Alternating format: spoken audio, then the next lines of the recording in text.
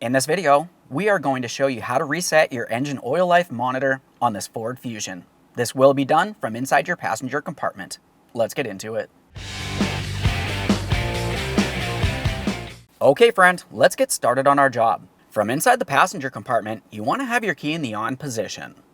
Now we'll be paying attention inside the gauge cluster here along the left side.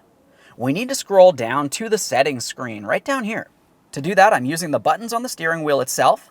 I'll press down. Once I do get to the settings, I'm going to press OK. Continue on from there, we're going to stay in the vehicle. We're pressing OK. At that point, you want to continue scrolling until you can see oil life reset. Sometimes it'll be up here and you'll have to scroll down. Other times it might just be there already. Now let's go ahead and press the OK button again.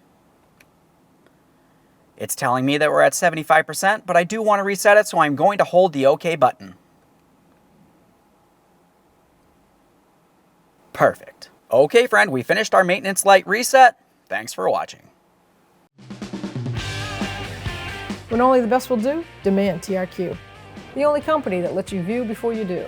TRQ is committed to offering the highest quality aftermarket auto parts that are engineered for peace of mind.